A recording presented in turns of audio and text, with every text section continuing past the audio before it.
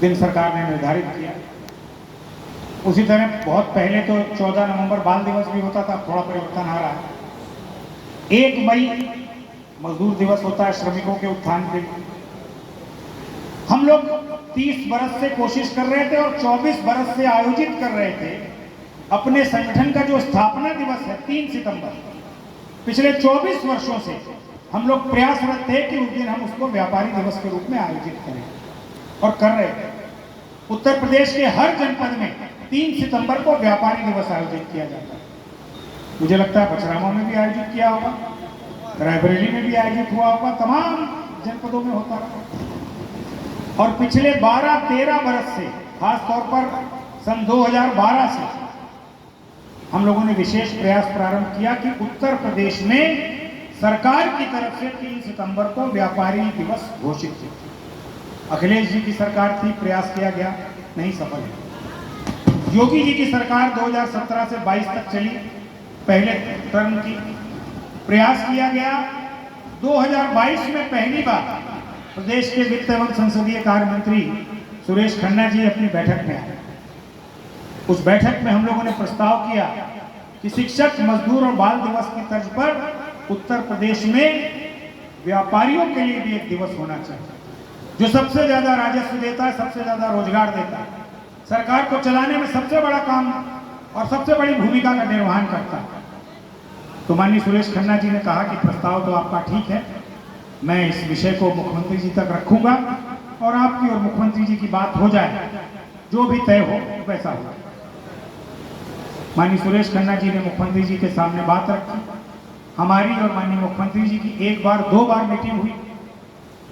मुख्यमंत्री जी ने कहा कि कौन सी तिथि चाहते हैं बंसल जी, तो सुरेश खन्ना जी ने भी कहा, मैंने भी कहा कि 3 सितंबर अखिल भारतीय उद्योग व्यापार मंडल का स्थापना का दिवस है और हम लोग पिछले 20 सालों से इसको व्यापारी दिवस के रूप में आयोजित कर रहे हैं। तो मुख्यमंत्री जी ने कहा कि अगर 3 सितंबर को हम लोग व्यापारी दिवस घोषित करेंगे तो सिर्फ आप ही मनाएंगे, बाकी जो अन्य संगठन होंगे वो उसमें हिस्सा नहीं लेंगे। बात तो समझ में तो आई, लेकिन लगा कि हम लोग तो मनाते हैं 3 सितंबर को और कितने वर्षों से मना रहे हैं, हमारा तो संगठन और व्यापारी सब जानते हैं कि व्यापारी दिवस। लेकिन बात ये भी समझ में आई कि जब तक पूरी मान्यता नहीं मिलेगी संपूर्ण व्यापारी वर्ग की, तब तक उस व्यापारी दिवस का महत्व नहीं बनेगा।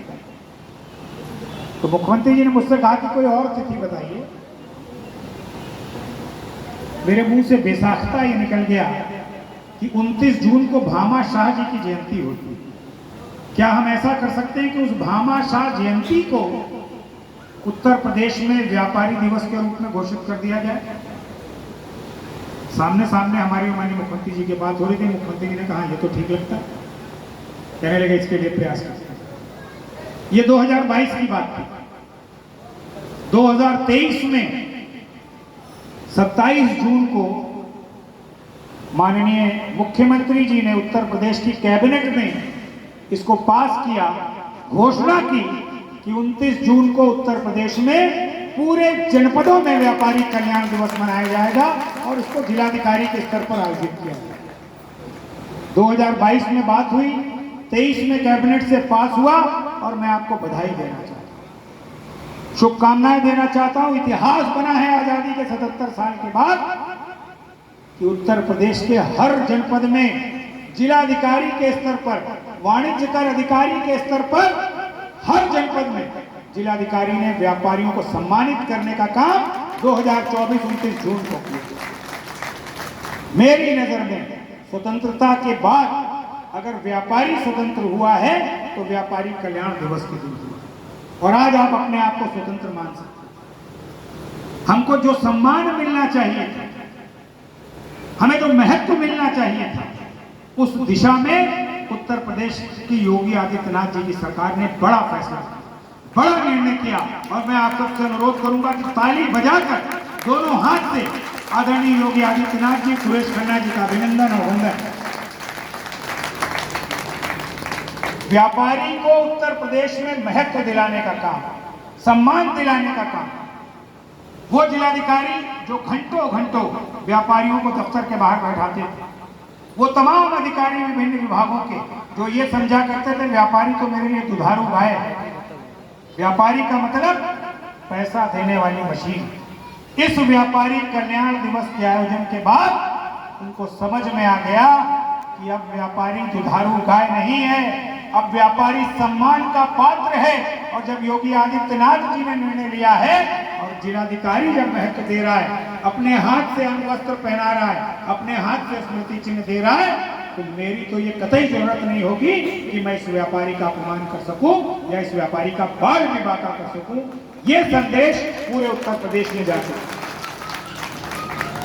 एक बड़ा निर्णय ये हुआ और दूसरा बड़ा निर्णय जिससे व्यापारी को रूबरू होना पड़ता है वो है पुलिस प्रशासन। एक बड़ी समस्या, एक बड़ा विषय पुलिस का रहता है।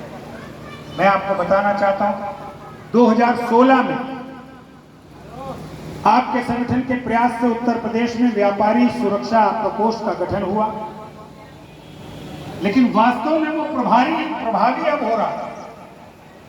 जब हम लोग डीजीपी से मिले पिछले महीने, माननीय मुख्यमंत्री जी से भी इस पर चर्चा 2 बार 3 बार हो चुकी थी। डीजीपी से यह कहा गया कि व्यापारी सुरक्षा प्रकोष्ठ गठित तो है, लेकिन हर महीने इसकी बैठक नहीं हो रही। पुलिस वाले इसको महत्व नहीं दे रहे, कप्तान इसको महत्व नहीं दे रहा।